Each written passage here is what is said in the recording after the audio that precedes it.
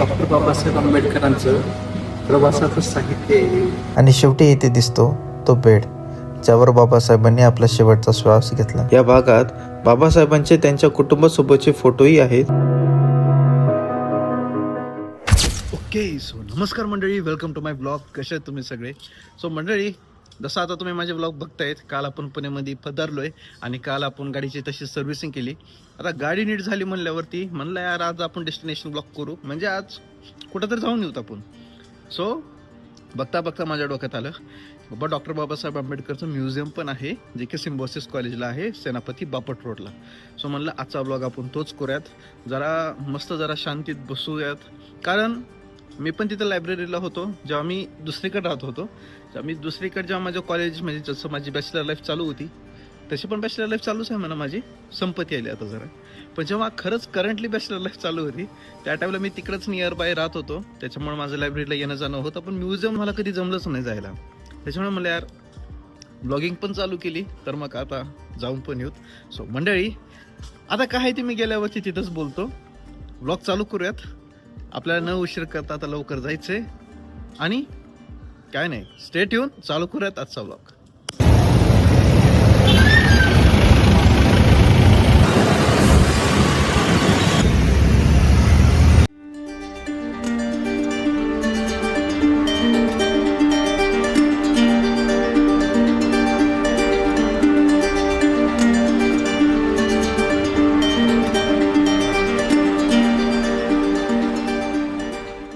Okay, तर मंडळी बघू शकतात, मस्त मी आता इथं सिम्बॉसिस आंबेडकर म्युझियम पाशी आलो आहे.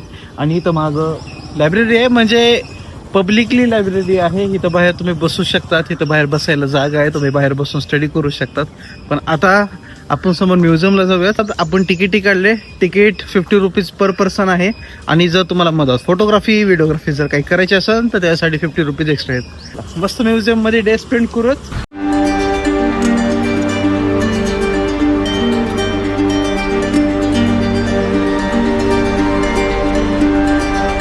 मंडळी, वे टू हिस्टॉरिकल हेरिटेज आहे. आपण आता इथं नंतर येऊयात, आधी आपण मधात जाऊयात.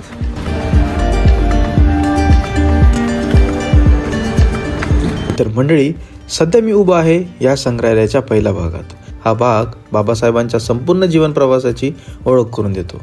भिंतीवर लावलेले फोटो, माहिती फलक, तारख्या हे सगळं पाहताना लक्षात येतं की हा प्रवास सरळ, सोपा किंवा आरामाचा नव्हता. जसं जसं पुढे जातो तसं तसं त्यांचं शिक्षण, परदेशात जाणं आणि भारतात परत येऊन समाजासाठी उभं राहणं हे सगळं क्रमाने मांडलेलं दिसतं. या भागात बाबासाहेबांचे त्यांच्या कुटुंबासोबतचे फोटोही आहेत.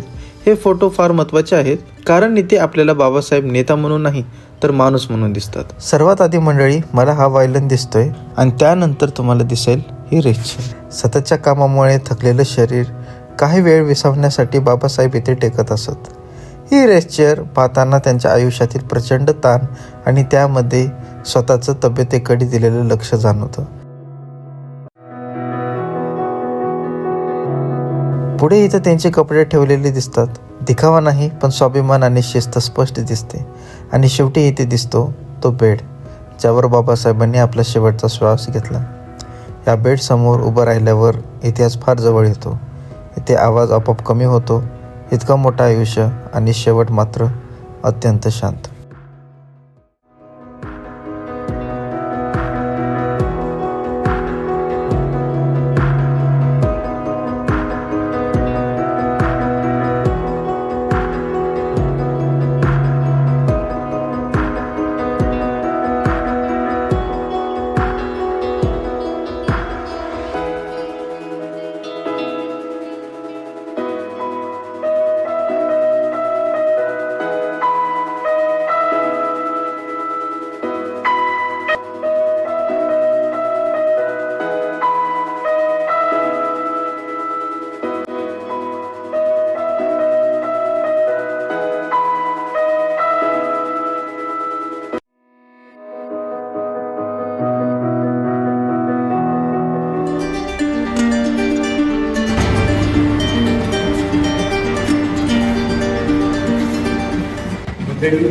डॉक्टर बाबासाहेब आंबेडकरांचं प्रवासाचं साहित्य आहे, बघू शकतात.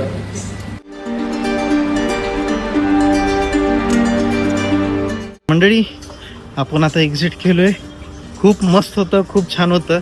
बघू शकलात तुम्ही पण. तुम्हाला कसं वाटतं तुम्ही मला कमेंटमध्ये सांगा. आणि मला अजून तुम्ही प्लेसेस सांगा, तुम्हाला काय वाटतं अजून काय काय छान छान गोष्टी आहेत बघण्यासारखे. पण मला इथे एक होलोग्राम म्हणून एक आहे बघा, इथं तुम्ही मागं बघू शकतात.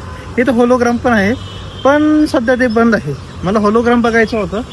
आता इथं म्युझियम आहे, सोवेनियर सेंटर आहे. नाही सेंटरचं काय नाही, तर मला डॉक्टर आंबेडकर होलोग्राम बघायचा होता, बंद आहे. जाऊ जाता. आता आपल्याला बघायचं आहे वे टू हिस्टॉरिकल हेरिटेज. जसं मी येताना सांगितलं होतं की मंडळी आपल्याला वे टू हिस्टॉरिकल हेरिटेज आपल्याला हे पण बघायचं आहे. तिथे तुम्हाला सगळी इन्फॉर्मेशन, पुन्हा नंतर त्यांची बायोग्राफी जर तुम्हाला थोडंसं व्हिज्युअलाइज मध्ये पण तुम्हाला दिसेल, त्याच्यामुळे तुम्हाला कळेल सगळं. आता मी आलो इथं 14 तळ, जे सत्याग्रह महाडमध्ये जे झालेलं आहे.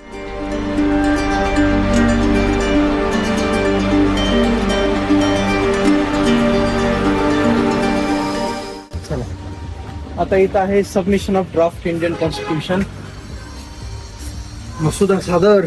बघा मंडळी,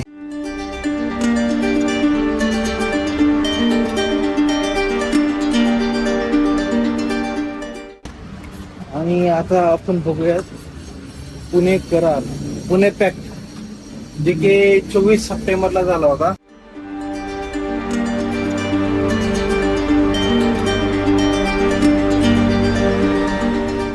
कालाराम मंदिर सत्याग्रह अजून पण आठवते. कालाग्राम मंदिर म्हणजे 3 मार्चला झालं होतं का, आम्हाला होतं बुक्स मध्ये होतं आम्हाला हे. कारण मी अजून एक बघितलं इथं मार्टिन लुथर किंगचं पण होतं. हे डॉक्टर बाबासाहेब आंबेडकरांनी शपथविधी घेतलेली हो का.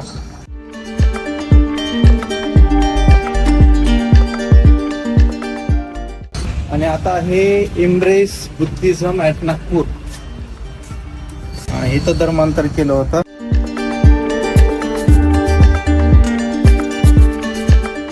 अभी लास्ट हे आपण कोण हा हो का, मी तुम्हाला म्हणलं होतं मी Martin Luther King, Abraham Lincoln यांचं बघितलेलं होतं हो का.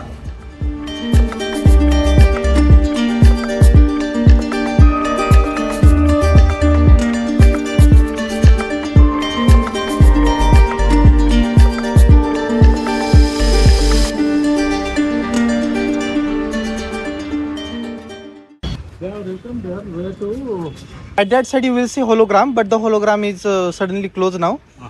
Inside there is museum. Okay. There are Dr. Babasaheb Ambedkar utensils, their clothes. Yes. They are not allowing at the No.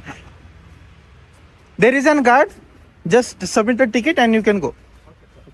Okay. मी तुम्हाला एक पब्लिक एरिया पण दाखवतो, जे की लायब्ररीमध्ये लोक इथं स्टडीला बसतात. मला अजून पण आठवतंय जेव्हा मी लायब्ररीला होतो त्या टाइमला इकडच्या साईडला जेवायचं होतं, म्हणजे थाळी होती काहीतरी, इथं आम्ही सगळे स्टडी करत बसायचो. आमचे जेवढे पण क्लासेसमधले काय स्टुडंट्स होते, माझे काय फ्रेंड्स होते, त्या टाइमला मी इथं स्टडी करायला यायचो. बेस्ट पॉईंट होता इथं. आता सध्या काय केलं की पण ही एकदम मोकळं होतं.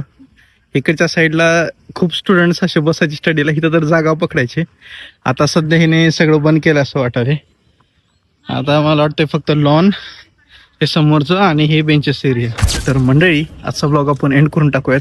तुम्ही मला सांगा आजचा ब्लॉग तुम्हाला कसा वाटला ते, आणि आवडल्यास नक्की लाईक करा, शेअर करा आणि सबस्क्राईब करून टाका. ओके. आणि मला कमेंटमध्ये पण सांगा की तुमची काय इच्छा आहे अजून मी कुठं कुठं एक्सप्लोर करू, आपण बघूयात एक्सप्लोर करायचं तिथं. ओके. सो अब हम एंड करेंगे. आता तुम्ही तुमची काळजी घ्या, भेटूत आपण पुढच्या ब्लॉगमध्ये. आता